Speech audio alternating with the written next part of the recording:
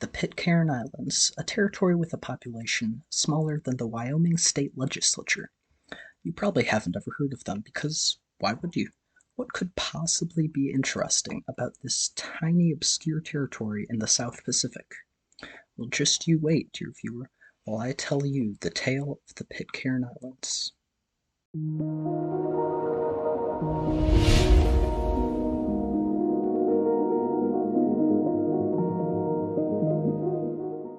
The Pitcairn Islands are really a group of 4 islands scattered hundreds of miles apart, but only the main island of Pitcairn is inhabited. It was first discovered, and yes, for once I do mean discovered, in roughly the 11th century by Polynesian explorers. They formed a small settlement on the island, but because of their incredible isolation, they depended on tenuous trade connections with other islands, not having enough resources to be self-sufficient. When a war and changing geography disrupted this trade, the community died out, and the island was inhabited only by their remaining artifacts for centuries.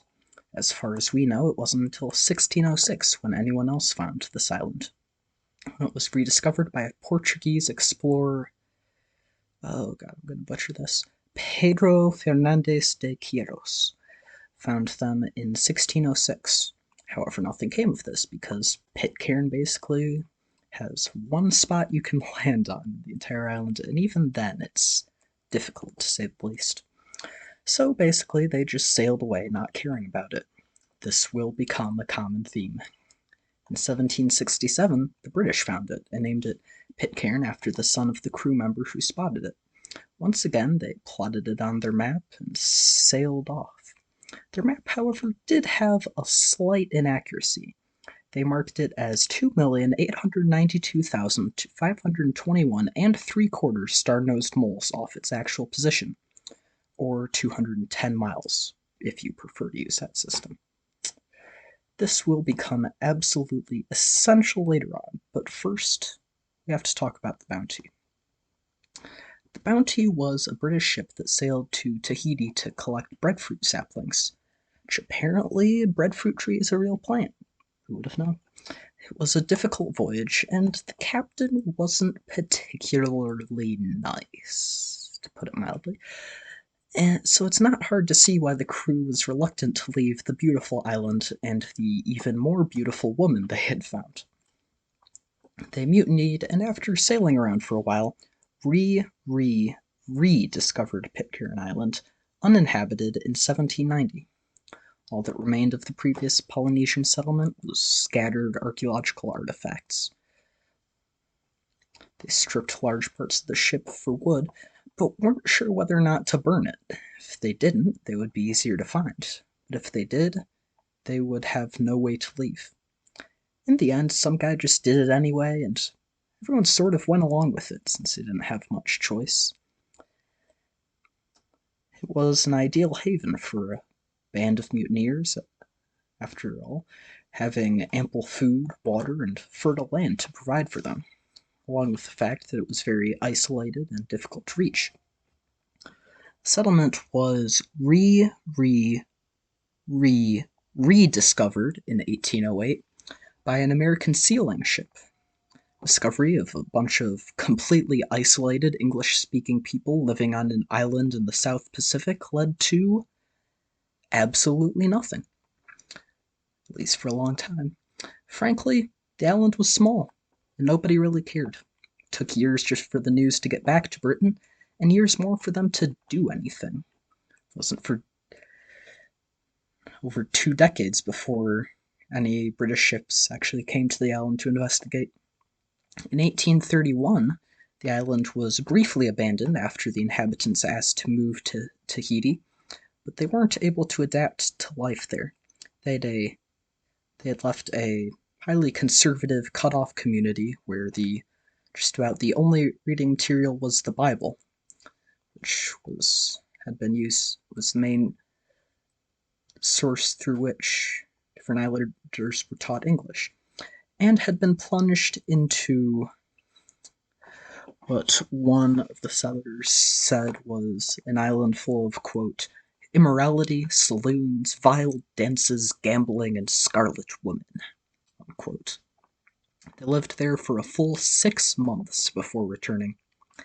In 1838, they formally became a British colony, simultaneously becoming one of the first places in the world to grant voting rights to women. There is some dispute as to what should be considered first. For instance, Friesland allowed women to vote in 1689, but only if they owned property. Sweden allowed women's suffrage in certain cases in 1718, but it was later rescinded.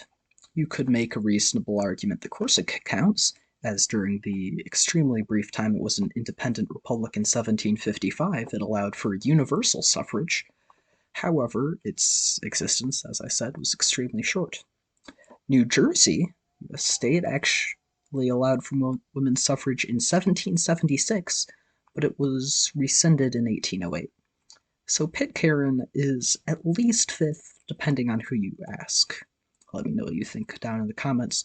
But undoubtedly, it is the first territory to have women's suffrage that has continued that right uninterrupted to this day. Pitcairn Island, of course, is still ruled, I say in large air quotes, by King Charles III, although in practice he does nothing but eat their honey. More on that later. Charlie is represented by a governor, who also doubles as British High Commissioner to New Zealand. As they would much rather spend time in New Zealand than Pitcairn Island, they just appoint an administrator to actually care about Pitcairn.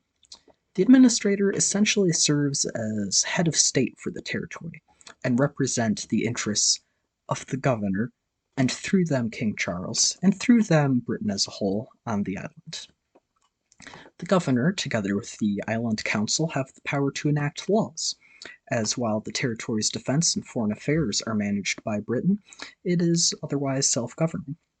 The Island Council has 10 members, 7 can vote, 3 can't. The 3 who can't vote merely hold the office of Island Councilor as virtue of their other positions. They're the administrator, the governor, and the deputy governor. The 7 who can are the ones who are actually elected. 5 councilors, the mayor, and the deputy mayor. The councilors and deputy mayors serve 2-year terms. The mayor can serve 2 3-year terms. There are absolutely no limits for the administrator. They can serve their whole life if they want, and if their bosses desire that as well. The Pitcairn economy can be summed up in their, quote, major industries, which according to one report are postage stamps and handicrafts. Most of the island is based around subsistence farming and fishing, while they also have some mineral resources in their EEZ, or Exclusive Economic Zone. I was unable to find much information on how developed they are. Honey is also a big export to rich people, such as His Majesty King Charlie, as because of their isolation, they have extremely pure honey. Because, I don't know, where are the bees gonna catch disease from? Tourism is a growing sector, especially one the government is trying to develop, although the island's isolation is a barrier. Any potential tourists have to first transport to a separate island before taking a ferry to get close enough to the island to basically get into a rowboat and row their way there. Postage stamps were very big for a while, but this declined over time, probably because people found more interesting things to collect. Now the vast majority of their $760,000 budget is provided by the UK. Their internet is provided by Starlink satellites, a relatively new development for the island, and their power is provided by diesel generators. They are currently working towards replacing those with solar panels, but have not made any large progress as of yet. This could be partially because of the extreme failure of a previous attempt to power the island by wind. Currently, they only have one licensed electrician who maintains the entire electrical grid by himself, although he's nearly 70 now, so that could be an issue in the future. Pitcairn's economy is also interesting, although perhaps not entirely unique, in that it has no income or sales tax, although there is a small property tax. Instead, they have a system where they basically just draft people to repair roads and work on public projects. Think about that the next time you complain about paying your taxes. Trouble does lie on the horizon for Pitcairn, though. Their population, according to the latest information I could find, is only 47.